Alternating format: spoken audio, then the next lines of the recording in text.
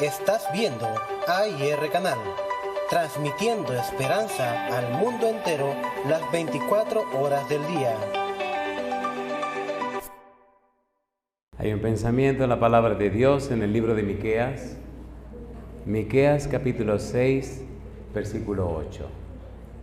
Miqueas capítulo 6, versículo 8, la palabra de Dios dice: Oh hombre, Él te ha declarado lo que es bueno. ¿Y qué pide Jehová tu Dios de ti? Solamente hacer justicia y amar misericordia y humillarte ante tu Dios. ¿Podemos estar en pie para orar?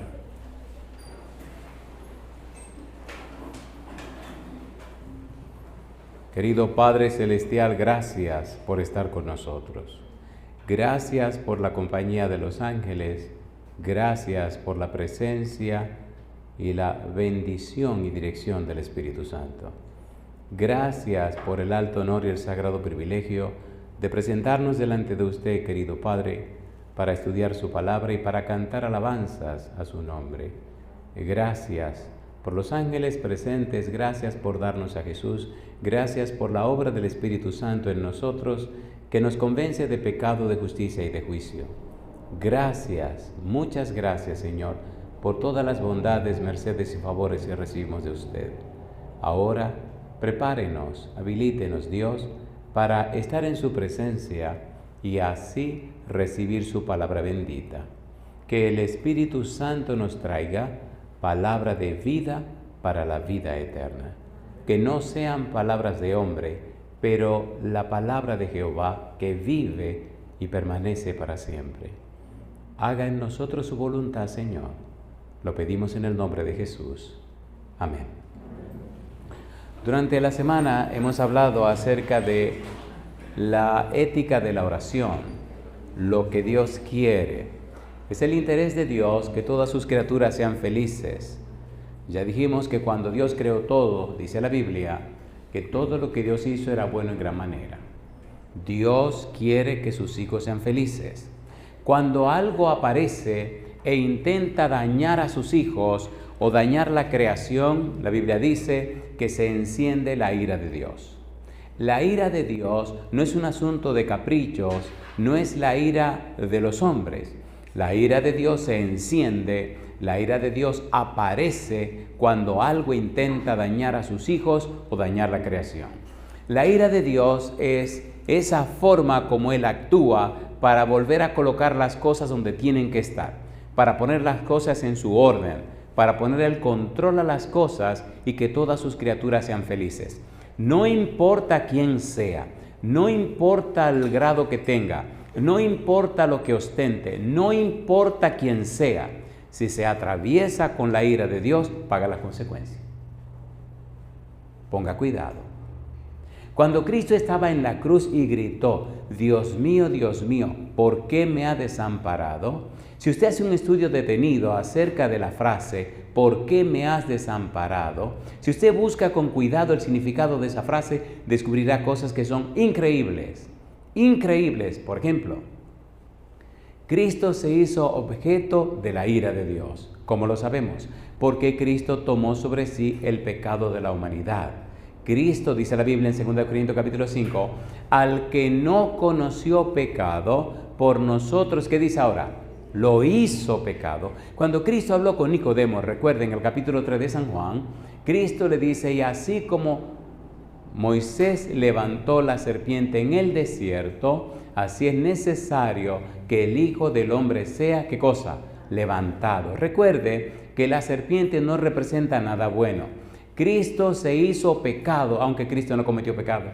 Cristo murió en la cruz como un maldito de Dios, Gálatas capítulo 3. Cristo soportó sobre sí la ira de Dios, y lo que quebrantó el corazón de Cristo, lo que hizo sufrir, sucumbir a Cristo, es sentirse separado del Padre. ¿Por qué me ha desamparado?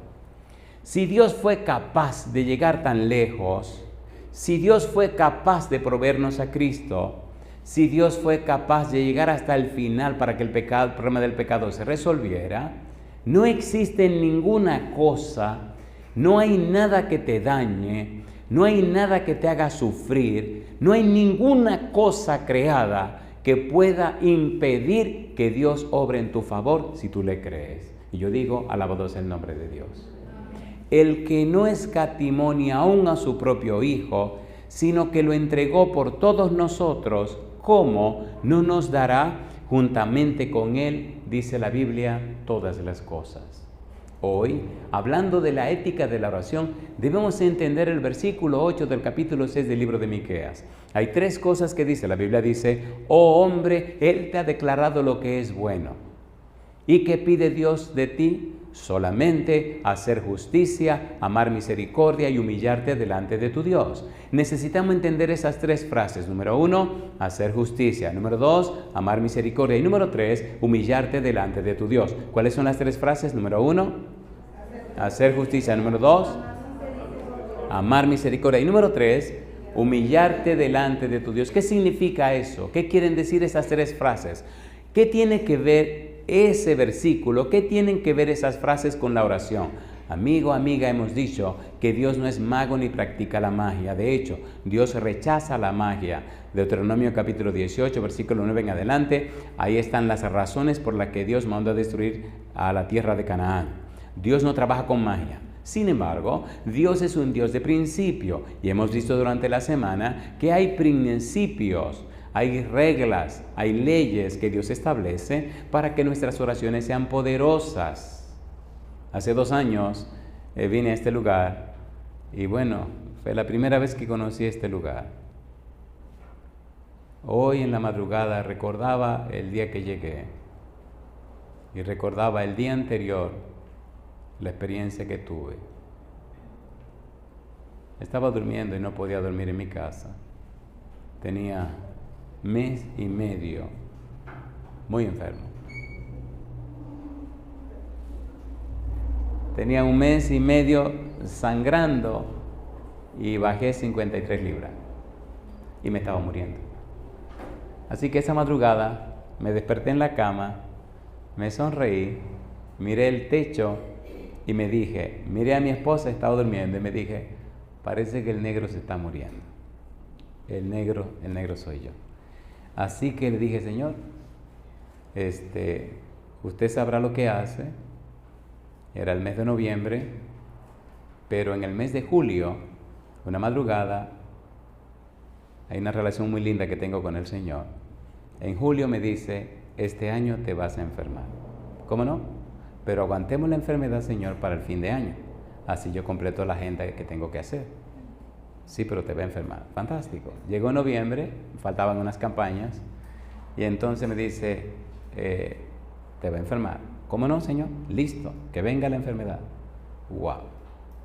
Y eso bajó unas semanas antes, y eso fue una cosa espantosa. Así que esa madrugada estoy en la cama con un dolor espantoso, sonriente, mirando el techo, y de repente, con los ojos abiertos, una cosa como una mariposa grande vino volando y se posó así encima de mi cara. Tenía la cabeza extraña, como la cabeza de una calavera, y me mira así con unos ojos raros. Cuando yo veo esta cosa digo, ¿pero qué es esto? Con la mano izquierda hice así, y la cosa esa me miró y se fue otra vez. Me levanté, me fui a la sala y me senté. Y dije, entonces, Señor, esa es la muerte que me vino a buscar. Así que me estoy muriendo. Sí, te estás muriendo. ¿Bien? Y entonces, ¿qué va a pasar con Esther y con los muchachos? ¿Y qué va a pasar con todo lo que hay que hacer, las almas que se están perdiendo? ¿Qué es lo que tengo que hacer? Llama al doctor Gómez y dile al doctor Gómez que llame al doctor Tomás. Y dile que yo fui, que di esta orden, que yo fui que hice esto. Llamé al doctor Gómez. Oye, Pedro, pastor, ¿cómo está? Yo estoy bien, pero me estoy muriendo.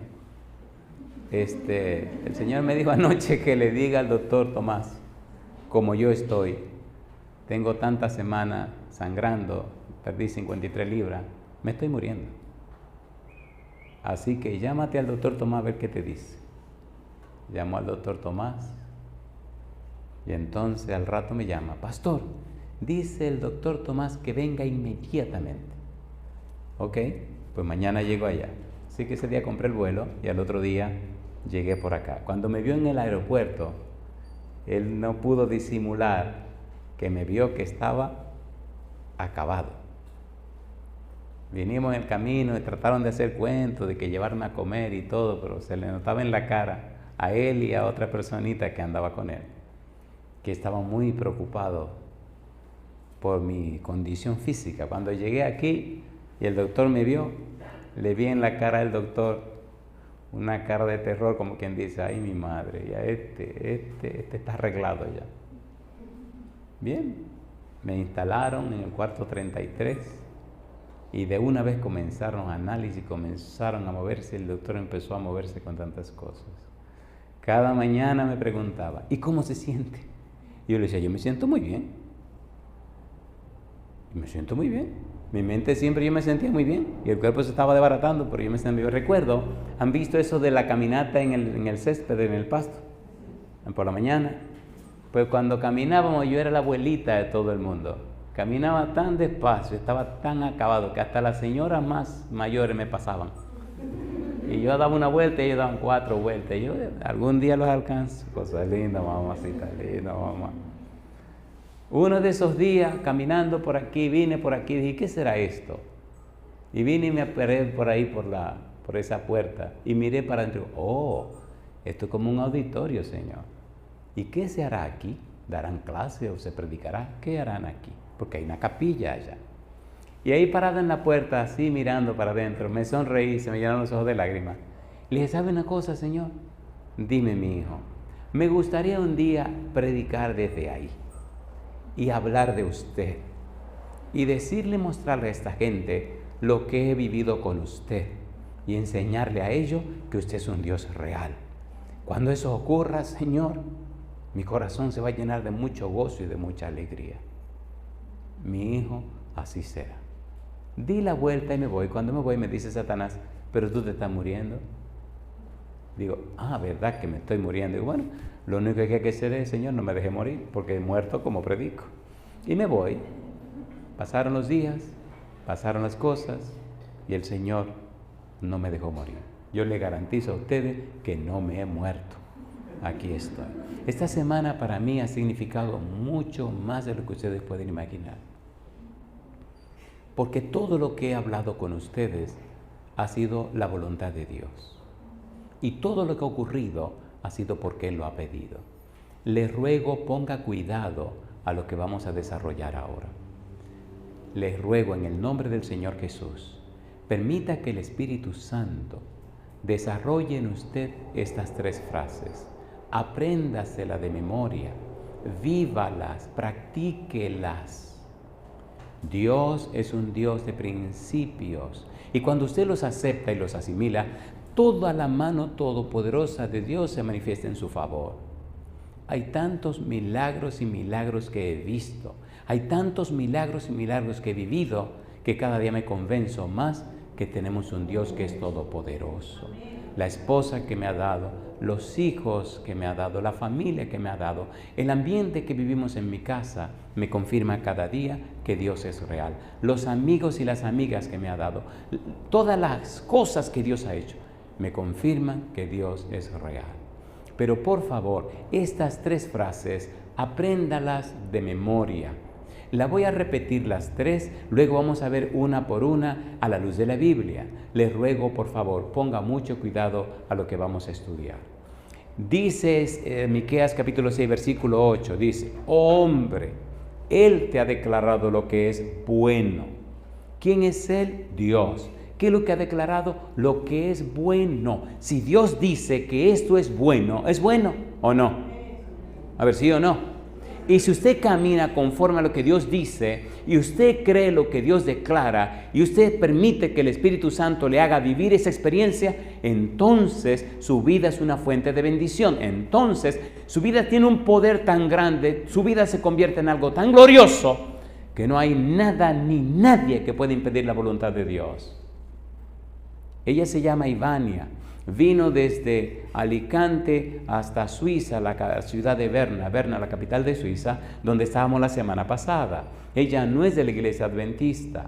Ella no había conocido ni había visitado nunca una iglesia adventista, pero tenía 2 años yendo a los sermones. Su hermano fue cambiado y transformado por el poder del Espíritu Santo al aceptar y creer lo que los sermones dicen. Llevó los sermones a su casa, su hermana los aceptó, sus hermanos los aceptaron, sus padres los aceptaron, y en la casa todo mundo el Señor le transformó y le cambió la vida. Esta muchacha tenía una semana de vacaciones y decidió pagar un vuelo de avión, pagar el hotel, pagar la semana para pasarse la semana con nosotros en esa iglesia. Vino, nos conoció, me abrazó, empezó a llorar y a contar la experiencia de cómo Dios había cambiado la vida de sus padres, la vida de su hermano, de su otro hermano y la vida de ella. Cómo la Biblia, cómo esos sermones habían hecho una transformación tan grande en su casa. Y ahora dijo, esta semana hice lo que fuere para estar aquí porque yo quiero escuchar la palabra de Dios. Miqueas 6:8 dice, oh hombre, Él te ha declarado lo que es bueno. ¿Y qué pide tu Dios de ti? 3 cosas. Número 1, solamente hacer justicia, amar misericordia y humillarte delante de tu Dios. Aquí voy a definir estas 3 frases. Por favor, ponga cuidado. ¿Qué significa hacer justicia? Hacer justicia significa ser lo que queremos que los demás sean. ¿Qué es hacer justicia? Ser lo que queremos que los demás sean. Si usted no es lo que usted quiere que los demás sean, por favor, por favor, por favor. Cuando un padre muestra a sus hijos por precepto y ejemplo lo que ellos deben ser, el poder del Espíritu Santo desciende y transforma la vida de los hijos. Hay un himno que dice, papi, yo quiero ser como tú. Dice el cantante, el autor, es como un papá que dice, Señor, yo quiero ser como tú porque Él quiere ser como yo. Yo quiero ser un buen ejemplo que sus ojitos puedan ver. Señor, enséñame que pueda entender que yo quiero ser como tú porque Él quiere ser como yo. Hacer justicia significa, joven, señorita, que usted es lo que quiere que los demás sean. Hacer justicia significa ser primero yo lo que quiero que los demás sean. Y yo le pregunto, ¿tiene Dios poder para hacer de usted una persona que glorifique su nombre? ¿Sí o no? ¿Sí o no? Pues sí. ¿Qué significa hacer justicia? Ser lo que queremos que los demás sean. Número 2, amar misericordia. Amar misericordia significa tratar a los demás como queremos ser tratados. ¿Qué significa amar misericordia? Tratar a los demás como queremos ser tratados. Usted quiere que le traten con respeto. Usted quiere que le traten con cortesía, con amabilidad, con amor, con cuidado, con ternura, con altura. Entonces, dígale a Dios que usted quiere amar misericordia. Y número 3, humillarte delante de tu Dios. Humillarte delante de tu Dios significa que usted le servirá a los demás como si le estuviera sirviendo al mismo Dios. ¿Qué significa humillarte ante tu Dios? Servir a los demás como si fuera ¿quién? A Dios. ¿Qué significa hacer justicia? Ser lo que queremos que los demás sean. ¿Qué significa amar misericordia? Tratar a los demás como queremos ser tratados. ¿Y qué significa humillarte ante tu Dios? Servir a los demás como si fuera al mismo Dios. Vamos a trabajar con esas 3 frases. Comencemos con la primera. Hacer justicia. ¿Qué tiene que ver hacer justicia con la oración? Muchísimo, porque si usted enfoca su vida en el Señor y permite que el Espíritu transforme su vida, entonces cuando usted se arrodilla para hablar con Dios, inmediatamente se abre la comunicación.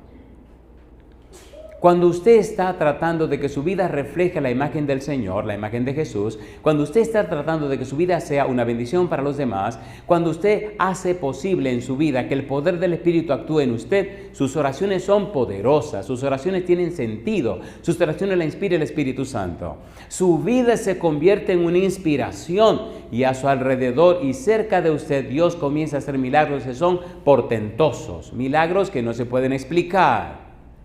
Milagros tan grandes y tan gloriosos que la gente, los médicos y nadie puede decir, bueno, ¿y qué fue lo que pasó? Hay una persona ahí en McAllen que tuvo un problema con la médula ósea. Se estaba muriendo. Y les resumo la historia de esta manera. Tenían que ir a Houston a hacerse un trasplante de médula ósea. Era carísimo, el tratamiento costaba casi $500,000. No tenían dinero. Cuando hablamos les dije, vamos a orar a Dios. Dios es el dueño del oro y de la plata. Apliquen, pongan su nombre allí en el hospital X. Y pongan su nombre allí y expliquen que ustedes no tienen dinero. Les resumo la historia. Apareció el dinero. El hospital le llamó y le dijo, alguien pagó por ustedes $500,000. Fue al tratamiento.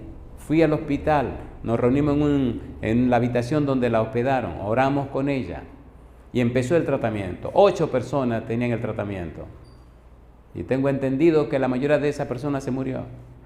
La muchacha se mantuvo firme, se mantuvo sostenida por la gracia de Dios. Estaba en una ciudad que se llama Tampa, en la Florida, predicando en una iglesia y me llamaron, pastor, fulana está grave, piensan que se muere. Dije, no se puede morir, porque Dios no se equivoca.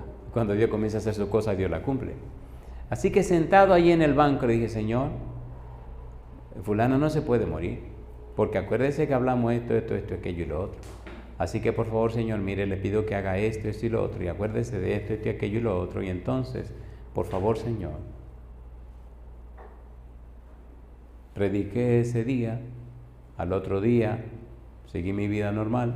Y al siguiente día llamé y le hablé al esposo, dime, pastor, increíble, está recuperándose, todo está comenzando a ponerse en forma normal. Fin de la historia, ya han pasado varios años y la joven vive ahí en McAllen, en Mission, con su familia. Y para la gloria de Dios, está bien, buena y sana. Yo digo, alabado sea el nombre de Dios. Querido, querida, cuando tu vida inspira a la gente, cuando tu vida es una motivación para la gente, cuando aprende a hacer justicia, entonces la gente que te rodea es bendecida y beneficiada. En el libro de San Mateo capítulo 3 versículo 15, cuando Cristo viene para que Juan el Bautista lo bautice, Juan le dice, no, si soy yo que tengo que ser bautizado por ti. Cristo le dice una frase, Cristo le dice, deja ahora que así conviene que cumplamos toda justicia. Recuerde, dijimos ayer que la justicia es un atributo de Dios, que la justicia de Dios se manifiesta redentora, salvadora, rescatadora, libertadora hacia sus hijos, hacia su pueblo. Y se demuestra o se manifiesta punitiva, castigadora y destructora contra los que hacen daño a su pueblo. Si hay una enfermedad que te está haciendo daño y tú decides conectarte con Dios, la justicia de Dios desciende para destruir la enfermedad que te está haciendo daño, para acabar con todo lo que te puede dañar. Cristo dijo, ay de aquel que haga daño a uno de estos pequeñitos, mejor le fuera que se atara una piedra de molino al cuello y se tirara al fondo del mar. En otras palabras, lo que te hace daño a ti cuando te conectas con Dios, lo que te daña a ti cuando reconoces a Cristo como tu Señor, lo que te hace daño a ti cuando tú aprendes a hacer justicia, lo que te daña a ti, lo que te perjudica a ti, entonces es como si dañara a Dios en la niña de su ojo. Es tan importante tu vida para Dios que cuando tú aprendes a hacer justicia, a hacer lo que los demás tienen que ser, Dios puede reflejar su imagen en ti y entonces tú te conviertes en luz en medio de la oscuridad y entonces el poder de Dios te acompaña y entonces la gloria de Dios te cubre y la gente al conocerte, al relacionarse contigo se dan cuenta que tú has estado en la presencia de Dios. Eso es lo que le da sentido a la vida y eso es lo que le da poder a la oración. Alguien dijo que Cristo oró como oró porque vivió como vivió. ¿Es así o no es así? ¿Es así o no es así? A ver, ¿sí o no? Hacer justicia. Cristo le dijo a Juan, deja ahora, porque así conviene que cumplamos toda justicia. En San Marcos capítulo 16, versículo 16, Cristo dijo, al que creyere y fuere bautizado será, ¿qué cosa? Salvo. ¿Se bautizó Cristo? Se bautizó Cristo. Si usted sabe que tiene que prepararse para bautizarse, acérquese al anciano, acérquese al pastor, haga sus arreglos y dé su paso para que usted sea una propiedad de Dios, para que usted sea un mensajero o mensajera de Dios, para que su cuerpo sea templo para la morada del Espíritu Santo. Hacer justicia. Mire usted lo que dice San Juan capítulo 13, versículo 15. El Señor Jesús dijo, ¿qué dice Juan 13, 15? A ver, vamos rapidito, por favor. San Juan 13, versículo 15. ¿Qué dijo Jesús? San Juan 13, versículo número 15. ¿Cómo dice el verso 15? Porque ejemplo os he dado, ¿para qué cosa dice? Para que como yo os he hecho, vosotros también, ¿qué dice? Hagáis. Hacer justicia significa ser lo que los demás deben ser. Mostrar en mi vida el ejemplo, el testimonio de lo que ellos deben ser. Cuando usted lee la Biblia en San Mateo capítulo 24, versículo 14, ponga cuidado. Mateo 24, 14 dice, y será predicado este evangelio, ¿a dónde dice? Dice, por testimonio a todas las naciones y entonces vendrá el fin. Testimonio. Hacer justicia significa que se verá su testimonio. Testimonio significa presentar las evidencias a favor de Jesucristo. Me paré en esa puerta, miré por ese cristal, vi este lugar y le dije, Señor, ahí me gustaría hablar de usted. Pasaron 2 años, aquí estamos hablando del Señor. Vine a este lugar con la muerte encima, la muerte en la cara, la muerte dibujada. El Señor una madrugada dijo, basta y se acabó. Y de aquí regresé a mi casa completamente sano. Completé ese año de predicación. Seguí el año siguiente de predicación. Y el año siguiente de predicación. Y cada año hemos tenido que viajar más de 100,000 millas. Darle la vuelta a la tierra hasta 7 veces predicando el Evangelio. Y nunca y en ningún lugar he tenido ninguna crisis. ¿Es real Dios? ¿Es real Dios o no es real Dios? ¿Sí o no? Hacer justicia. En 1 de Juan capítulo 1, versículo 1 y versículo 3, Juan dice, lo que hemos visto, lo que hemos tocado, lo que palparon nuestras manos, lo que hemos experimentado, eso le anunciamos a ustedes tocante al verbo de vida. No le estamos anunciando lo que leímos en un libro, le estamos diciendo lo que hemos experimentado, lo que hemos vivido. Cuando usted hace justicia, le muestra a la gente lo que la gente debe vivir y debe ser. Cuando usted hace justicia, sus hijos y sus hijas ven en usted el ejemplo que Jesucristo da y que ellos deben imitar. Hasta que usted como padre o como madre no vive esa experiencia, entonces hay problema con su familia. O usted como hombre o mujer, o como padre o madre, o como amigo o amiga, o como hijo, como lo que sea. No importa que sea un adulto o un joven, su vida tiene que reflejar la vida de Jesús. Tiene que aprender a hacer justicia. Recuerde, no es usted que lo hace, es Cristo que lo hace en usted. Cristo dijo, sin mí nada podéis hacer. Pero también dice, todo lo puedo en Cristo que me fortalece. Y también dice la palabra de Dios en Filipenses 2:13, porque Dios es el que en vosotros produce, así el querer como el hacer, por su buena voluntad. Yo le pregunto, ¿tiene Dios poder para cambiar la vida suya? ¿Tiene poder o no tiene poder? David Wilkerson es un predicador en Nueva York. Llegó a la ciudad a predicar y preguntó, ¿cuál es el delincuente más malo que hay en la ciudad? Nicky Cruz se llama. Es el líder de la pandilla Mau Mau. Yo lo quiero conocer. No le recomiendo que lo conozca porque si va lo pueden matar. ¿Dónde lo puede encontrar? Y entonces le dijeron dónde lo podía encontrar. Así que David Wilkerson fue al lugar y empezó a meterse por esos lugares peligrosos preguntando ¿dónde está Nicky Cruz? Eso era un atrevimiento.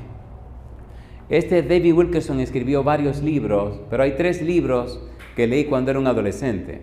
Uno se llama Satanás anda suelto, otro se llama El puñal y la cruz y el otro se llama Corre Nicky corre. Esos 3 libros en mi vida de adolescente hicieron una impresión muy interesante. Escuche por favor. David Wilkerson se presentó y hasta que agarraron al pastor Wilkerson y lo llevaron ante Nicky Cruz. Y allí con su gente, Nicky le preguntó, ¿usted está preguntando por mí? Sí. Pues diga rápido qué es lo que usted quiere. Tenía una navaja en la mano. Y dijo el pastor Wilkerson, vine a decirte, Nicky, una sola cosa, dígala, que Jesús te ama. Y le dice Nicky Cruz, si lo dice otra vez, lo voy a picar en pedazos. Y entonces el pastor le dijo, me puede picar en todos los pedazos que tú quieras. Y cada pedacito te va a decir a ti que Jesús te ama. Cállese la boca. Si lo dice otra vez, lo mato. Pues te lo digo otra vez, Jesús te ama. Y los muchachos le dicen, Nicky, ¿quiere que lo matemos? No, espérense. Llévense ese loco de aquí, llévense ese loco. Y se lo llevaron. Escuche. Pasaron los días y Nicky no podía dormir. Cada vez que se iba a quedar dormido, veía al pastor Wilkerson diciéndole, Jesús te ama. Un buen día estaban haciendo una de esas carrerías que hacían, de esas travesuras y esas tonterías que hacían, de asaltar y de atracar y qué sé yo. Y la policía lo estaba persiguiendo, estaban correteando, iban saltando de una azotea a otra azotea a los edificios de Nueva York. Y Nicky saltó de una azotea a la otra, cayó muy bien, y un amigo de él que venía atrás, bien jovencito, un muchachito, brincó, saltó y no alcanzó la otra orilla. Así que se fue para abajo, imagínense lo que pasó. Nicky llegó al lugar donde se escondían, angustiado por la muerte del muchachito, adolorido por la muerte del muchachito. Y en su angustia y su desesperación, solo oía la frase, Jesús te ama. Aquí le voy a abreviar la historia. El Espíritu siguió trabajando con Nicky Cruz. Y entonces Nicky comenzó a buscar al pastor David Wilkerson. Y le dijo, háblame más de ese Jesús. El pastor Wilkerson le habló, le explicó, le enseñó. Y Nicky le entregó su corazón a Jesús. El testimonio de David Wilkerson alcanzó la vida de Nicky Cruz. Y desde esos años que yo era un jovencito y todavía hasta hoy, ese puertorriqueño conocido como Nicky Cruz predica la palabra de Dios en todo el mundo. Y yo le pregunto, ¿tiene poder el testimonio de un cristiano sobre los demás? ¿Sí o no? ¿Sí o no? No me venga con el cuento que miren a Jesús. ¿A qué Jesús van a mirar si Jesucristo está allá arriba? ¿Quién es que está aquí abajo representando a Jesús? ¿Quién está representando a Jesús? A ver, ¿quién? Usted y yo. Me lleno de gozo ver hoy a ciertas personas declamando aquí al frente, ¿no? Y a ciertas personas con una agrupación, cosa linda, mamá. Así que se comienza. Hay que lanzarse, mi amiga. Hay que lanzarse. No sabía que Julia era organizadora de coro, así que ya tiene que hacer un coro, Julia. Alabado sea el Señor. El testimonio es muy importante, es muy necesario. La gente cree no lo que dice el predicador, la gente cree lo que vive la iglesia. La gente no escucha lo que tú dices, la gente cree lo que tú vives, lo que tú eres. Lo importante de la vida no es la práctica, sino la praxis, es lo que eres en realidad. Y si usted quiere conocer a alguien, conozca su entorno, las personas con las que se relaciona. Tengo una esposa maravillosa que Dios me dio. Y esa mujer maravillosa me ha dado 3 hijos maravillosos. El ejemplo de la mamá, el testimonio de la mamá sobre los hijos ha sido una bendición tan grande que me hace el hombre más feliz que ustedes no se pueden imaginar. Porque veo en mis hijos reflejada la vida de mi esposa y de alguna manera la vida del esposo de mi esposa, que es el papá de mis hijos, que soy yo. Así que de alguna manera, lo que Dios dice y Dios enseña es verdad, es cierto. El apóstol Pablo decía, y tristemente aquí tenemos que empezar a aterrizar. Mira lo que dice 1 Corintios 11:1. Nos quedamos con la primera parte. Algún día veremos las otras partes. 1 Corintios 11:1. ¿Qué dice Pablo? ¿Cómo dice 1 Corintios 11:1? Dice el apóstol Pablo, ¿qué cosa? Sed imitadores de mí. ¿Cómo qué cosa dice? Como yo de Cristo. El verbo es mimeo. ¿Saben lo que es mímica? ¿Saben lo que es hacer mímica? ¿Saben o no saben? ¿Qué es hacer mímica? Gesticular lo que hace ¿quién? Otra persona. Ahora Pablo dice, sed imitadores de mí como yo de Cristo. ¿Era bueno el testimonio de Pablo? Sí. ¿Se entregó Pablo a Cristo? Sí. ¿Era importante Cristo en la vida de Pablo? Sí. ¿Qué dice Gálatas 2:20? Con Cristo estoy juntamente y ya no vivo yo, mas vive Cristo. Y lo que ahora vivo en la carne, lo vivo en la fe del Hijo del Hombre, el cual me amó y se entregó a sí mismo por mí. Pablo renunció a su vida para entregarse a la vida de Cristo. Pablo dice en Filipenses capítulo 3, tengo todo por basura para ganar a Cristo. Cuando usted llega a esa experiencia, cuando usted se enfoca de esa manera, cuando usted vive de esa forma, no hay nada ni nadie que impida que el poder de Dios actúe en su vida y cambie y transforme la vida de los demás. Cuando usted vive así, se da cuenta que en cualquier rincón de la tierra, el poder de Dios a través de usted va y toca y cambia la vida de la gente. El Señor es todopoderoso. Querido amigo, querida amiga, querido joven, querida señorita, Dios quiere glorificarse en tu vida. Me gusta cómo el apóstol Pablo repite en otros lugares de la Biblia este asunto de que lo imiten a Él. Mire lo que dice el apóstol Pablo en 1 Corintios capítulo 4, versículo 16. ¿Qué dice 1 Corintios 4, 16? ¿Cómo dice la Biblia? 1 Corintios 4, 16, ¿cómo dice el verso 16?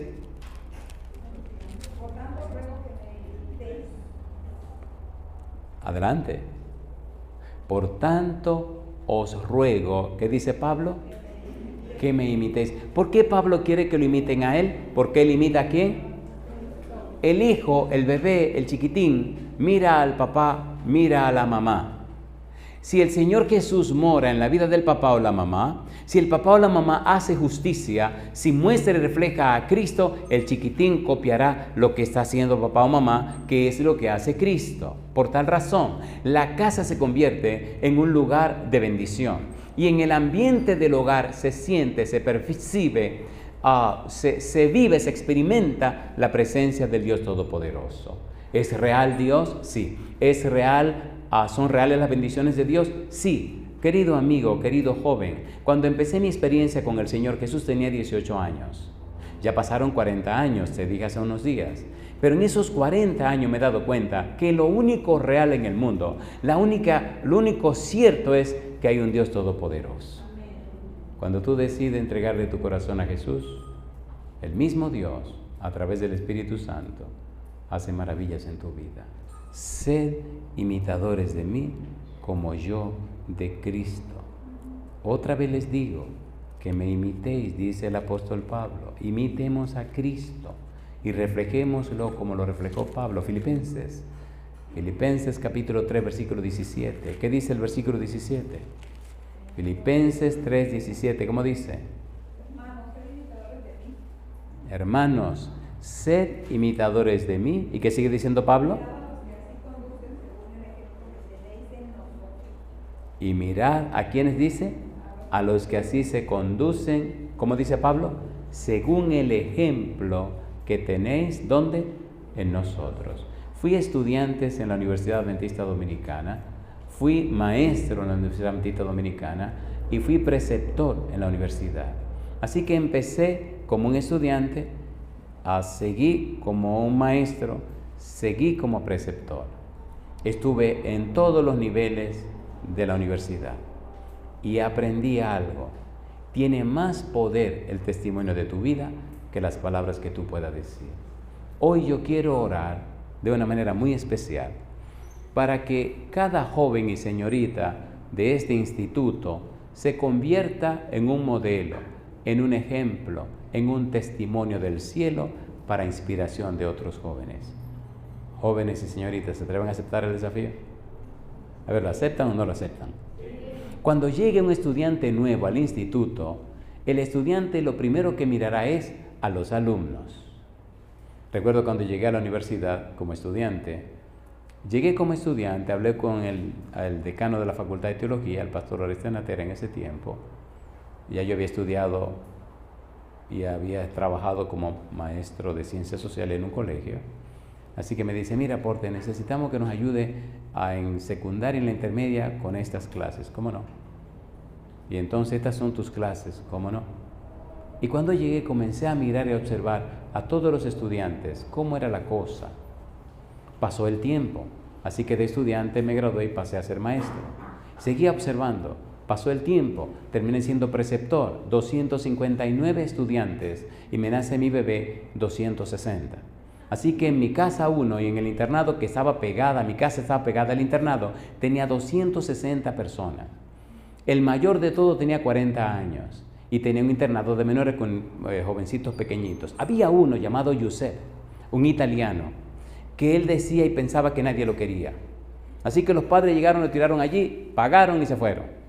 Y aquel rubio daba guerra, daba carpeta, molestaba a todo el mundo. La vida de él era fastidiarle la vida a todo el mundo. Como quien dice, no me quieren, pero me van a tener que tomar en cuenta. Un buen día viene un monitor y me dice, mire, prese, este muchachito ya no se soporta. Digo, este muchacho lo que necesita es un buen baño. Así que le digo, Giuseppe, ven acá. Y viene con vergüenza, dígame, prese, vamos al internado. Sí, señor. Llegamos al internado y voy y le digo, ve, ponte tu bata de baño. Dice, ¿cómo? Sí, vamos a bañarnos. ¿Qué te parece si nos bañamos tú y yo juntos? Dice el chiquitín. ¿Conmigo? Pues claro. Ve, ponte tu bata de baño. Fue corriendo a su cuarto, el monitor, lo preparó y allí viene el rubito. Digo, mira, aquí tengo el jabón, aquí tengo la esponja y aquí tengo también el champú. Te voy a dar una lavada de cabeza porque me dicen que te lleve la cabeza. ¿Cómo es posible que tú no te lavas la cabeza? Y empieza a reírse. Cosa linda, mamá. Vinieron todos los otros estudiantes. Agarré el chiquitín ese y le di un baño como almohadaba a mi mamá, que cuando mi mamá terminaba de bañarme me ardía la piel de tan duro que me estregaba. Le saqué todo el sucio que tenía el dichoso muchacho y lo bañé. Y él, ay, mi madre, se sentía pero que, úpale. Después le arreglé su cabellerita rubia y le hice con champú y después le puse rinse de bebé para que no le picara. Oiga, qué cosa linda. Cuando terminó de allí, que salió ese chiquitín con su bata de baño, se sentía el rey más grande de la tierra. Y nada más iba gritando por todo el internado abajo, el internado de los chiquitines. El prese me bañó, señores. Pum, pum, pum, tocaban la puerta. El prese me bañó, el prese. Cosa linda, mamá. Al mediodía, ven, tú y yo vamos a comer juntos, Giuseppe. Me senté con él en la misma mesa, comimos juntos. Y noté que mientras más cariño le daba a Giuseppe, menos travesura hacía. A veces llegaba a la oficina del preceptor y él se creía que era el hijo mío. Y llegaba y entraba, se sentaba en una silla. Y le decía, y entonces, ya terminé con mi tarea, vine para pasar un rato con usted. Porque quédate ahí tranquilito. Ok, y yo seguía trabajando. Y cuando el niño comenzó a cambiar, que la cosa comenzó a tomar otro color, el diablo es el demonio, no sé si ustedes sabían. Los papás vinieron y se lo llevaron. Ahora yo le pregunto, ¿es importante el testimonio suyo? ¿Es importante o no es importante? Mi pregunta, y con esto termino. Querido joven, querida señorita, ¿acepta usted el desafío de manifestar la presencia de Cristo en su vida? ¿Quiere reflejar a Cristo en su vida? ¿Sí o no? Si usted lo hace, el poder de su oración será tal que la gente no creerá lo que Dios hará a través de usted. ¿Se atreve usted, jovencito, jovencita, a ponerse en pie conmigo diciendo de esa manera que acepta y recibe el desafío de permitir que el Espíritu le cambie la vida a la imagen y semejanza de Jesús? Póngase en pie conmigo. Póngase en pie conmigo. Cuando llegamos a la universidad, yo vivía en el cuarto número 16, que estaba al lado del baño. En todos los cuartos habían 2 estudiantes universitarios y 2 estudiantes de secundaria. En ese tiempo llegó una ola de algunos estudiantes de secundaria que les gustaba jugar con cosas prohibidas, como la famosa tabla de Ouija. Un día voy a otro cuarto a buscar a alguien. Cuando me paro en la puerta, allí estaban los estudiantes de secundaria con su picardía. Llegué y los miré y dije, aquí está pasando algo. Cuando miro una mesa, ahí está la tablita esa. Y le digo, vengan acá, ¿qué hacen ustedes jugando con eso? Aquí. Es una falta de respeto. Y se miraron y se asustaron. Y me dice uno, ¿y cómo usted la puede ver? Digo, con estos 2 ojos, mírala ahí. Y dice, sí, pero hay gente que no la puede ver. Digo, pues, qué pena que se usen lente. Vamos a recoger esto y quemarlo. Cuando usted camina con Dios, el Señor le ilumina los ojos. Y usted puede ver lo que los otros no ven. Yo quisiera orar por ustedes, muchachos, pero escúchenme, por favor. A mí no me gusta orar por orar. Porque cuando presento las cosas a Dios, me gusta poner mi corazón en ello. Y en esta semana he orado mucho por ustedes y por más personas que no voy a mencionar. Pero yo le voy a pedir un favor. De corazón, de verdad, ¿usted quiere reflejar a Jesús? Si usted dice sí y está dispuesto a ponerlo todo en las manos del Señor, para que su vida refleje a Dios, refleje a Jesús, refleje su imagen, para que sus oraciones sean poderosas, entonces a los jovencitos y las jovencitas, especialmente a esos que están en este instituto, que son el comienzo de algo grande que Dios quiere hacer, yo le voy a pedir que salgan del montón y vengan aquí arriba conmigo. Si usted se atreve a echar toda su suerte con el Señor. Cuando era un adolescente, un jovencito, le puse todo en las manos a Dios. El Señor me decía, tú me llevarás mi nombre por todo el mundo. Yo no lo creía. Tú hablarás de mí en toda la tierra. Me hacía difícil creerlo. Tú irás de un lugar a otro lugar. Era para mí incomprensible, porque ¿quién era yo? Un muchachito que su papá murió a los 10 años. Un muchachito que ayudó a trabajar a su mamá. Un muchachito que trabajaba duro para poder estudiar. Un muchachito que era nadie, sin ningún apellido, sin ningún abolengo, sin ninguna familia. Un muchachito que ni siquiera nació en la iglesia. ¿Quién soy yo para que Dios haga esas cosas que quiere hacer con mi vida?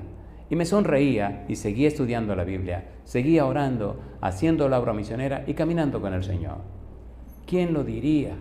Que todo lo que Dios dijo en este momento ya se ha cumplido.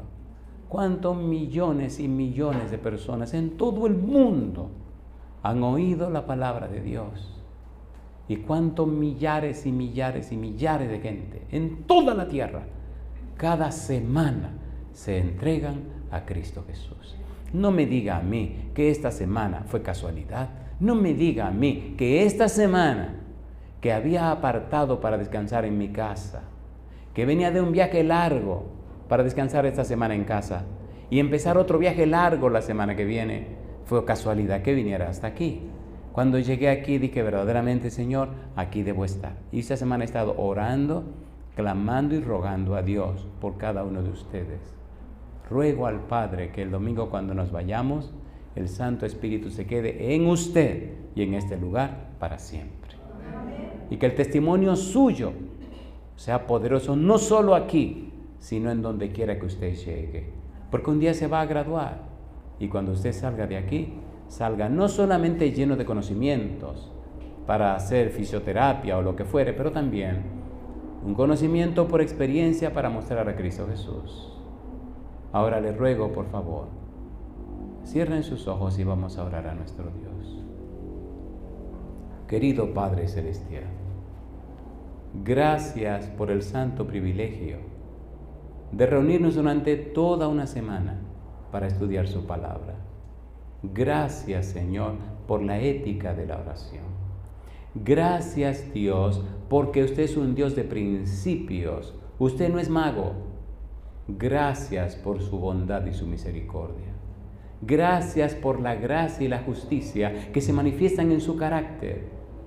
Gracias, Dios, porque, como dijo aquel hombre que fue ciego, Dios no oye a los pecadores, mas si alguno es temeroso de Dios y hace su voluntad, a ese oye. Hoy estamos aquí delante de usted como pecadores, pero pecadores que le creen, pecadores que quieren ser temerosos de usted, pecadores que quieren vivir y hacer su voluntad, pecadores que se entregan a usted, Señor. Hoy le rogamos que el Espíritu Santo descienda sobre cada uno de estos jóvenes y jovencitas, que desde hoy le cambie el corazón como usted es capaz de hacerlo, que transforme su vida como usted lo sabe hacer y que les inspire a estudiar la Biblia y a orar frecuentemente. Que cada día, Señor, se presenten ante usted con suficiente tiempo como para comunicarse verdaderamente con usted a través de la oración. Que sus vidas sean un testimonio, sean un ejemplo, que en ellos se pueda ver a Cristo Jesús, que puedan hacer justicia, que puedan ser lo que los demás deben ser. Que no solamente hablen, Señor, de la verdad, sino que vivan la verdad. que en ellos también se cumpla su voluntad, Señor, de tratar a los demás como ellos quieren ser tratados, que sirvan a los demás como los sirvieran a usted mismo, Señor.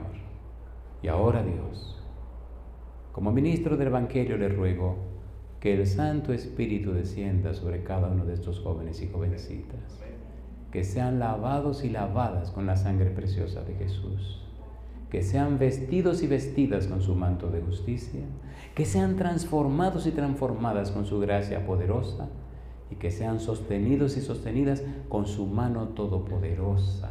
Manténgales sin caer, Señor, hasta la venida de Cristo Jesús. Guíe sus pasos ahora y siempre, y derrame bendiciones abundantes sobre ellos y ellas, bendiciones físicas, mentales, sociales, emocionales y espirituales. Entregamos, Dios, esta institución en su mano santa. Dirija y bendiga todo lo que guía en este lugar. Haga con ellos y en ellos su voluntad, y que millones de ángeles poderosos permanezcan aquí, y su espíritu en cada corazón. Que todo paciente, que todo alumno que venga a este lugar tenga un encuentro real y personal con Cristo Jesús. Y alcance no solo la salud física, pero también la salud espiritual. Y muy pronto, cuando Cristo venga, también tengan derecho de entrada en el reino de los cielos. Dios, lo pedimos en el nombre santo y bendito de Jesús. Amén, Señor. Amén. Dios os guarde en su divino amor, hasta el día en que lleguemos a la patria donde estaremos para siempre con el Salvador. Al venir Jesús nos veremos a los pies de nuestro Rey. Reunidos todos seremos un Rey labra y solo blanquee.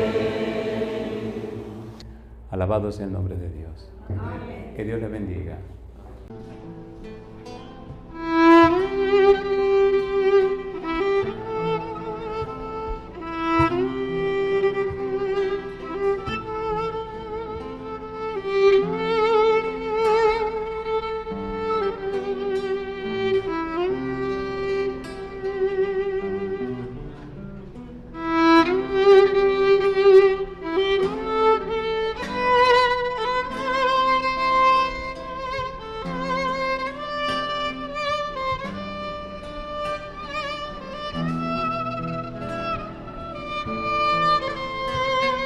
Cantemos.